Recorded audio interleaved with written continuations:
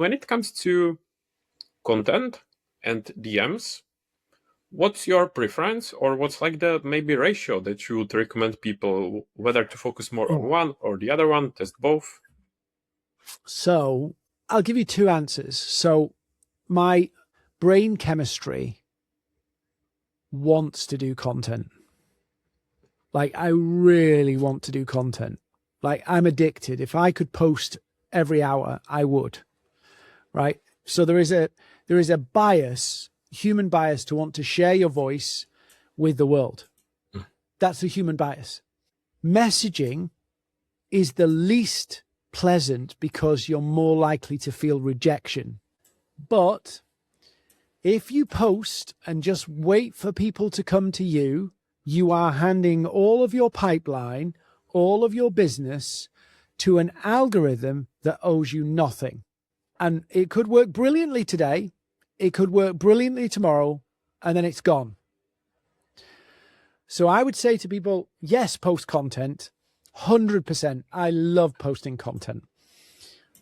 But predictability will not come from just posting and putting things out into the ether in terms of you know where your next client's coming from, because it might work tomorrow, it might not.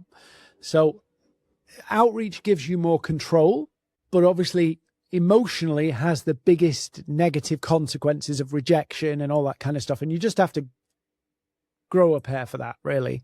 Having said that, I've been doing it such a long time. I've had very few negative experiences. Yeah, so it's not as bad as it sounds. Content gives you the best feeling, the best all that stuff. And when leads do come in from content, it's fantastic. But I don't know when they're coming. I don't know when they're coming. Mm-hmm. I honestly find it relatable, and I would feel the same. And as you said, like with obviously some kind of resistance, or maybe it's like a step out of the comfort zone. Obviously, when you're sending DMs, after so many years of experience, do you still feel it or not anymore?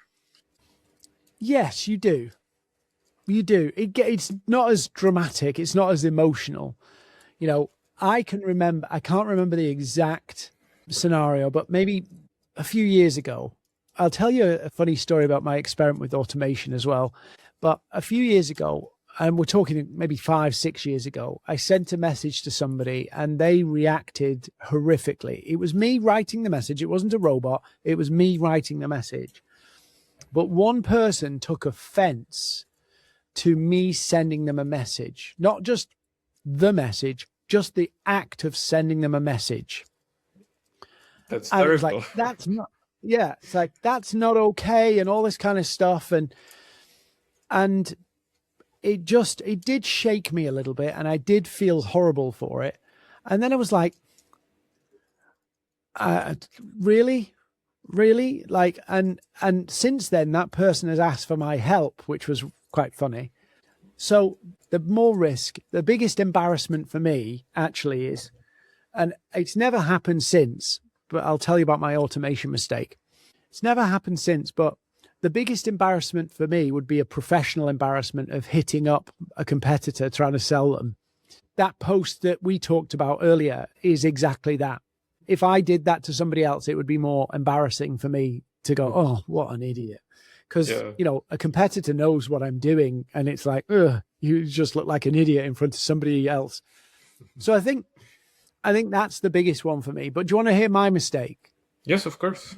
So before commenting was a thing, like outbound commenting to get reach, I decided to use, this is like maybe 6 years ago, a tool whereby you could have a series of generic comments and it would put comments out on people's posts for you. It's the idea of, I'm commenting a lot, it'll turn up a lot of stuff and it'll all come back to me. So I set up this automated, it was before AI. So I had these, 6 or 7 generic comments and it would randomly throw them out, right? I hope hopefully it was a good post, insightful. And It was. But it was before they were a negative. It was new back then. Okay. But it'd be saying great post name or inspirational name. And I was just running it every day. Now, I'm going to tell you the story. It's career ending potentially, but I've told a few other people, so you're getting an exclusive. Somebody announced that their child had terminal cancer. And I put, great post, thanks for sharing. Oh. And yeah, sorry to hear that. That's why I say to people, be careful with automation. Because I was more than an idiot. I was an insensitive, God knows what. I deleted it, thankfully, before anybody saw it. I think anybody saw it. But that is the dangers of doing things blind. Mm-hmm. And if you don't mind me asking, how did you basically discover? Did someone comment? Did you check it later, or? Basically, a colleague of mine spotted me doing it and was looking and went, oh, you literally 2 minutes ago, you want to take it down. I don't think anybody saw it. It was such a long time ago that LinkedIn wasn't as busy as it was now, that you had loads of creators on the platform. So commenting wasn't as big a deal back then, but I learned my lesson. Mm-hmm. I hope that it serves as a lesson to people too out there, because let's be honest, that automated commenting sometimes feels like it's becoming like a regular thing. So people listen to this and try to learn from it. Yeah. And it's crazy.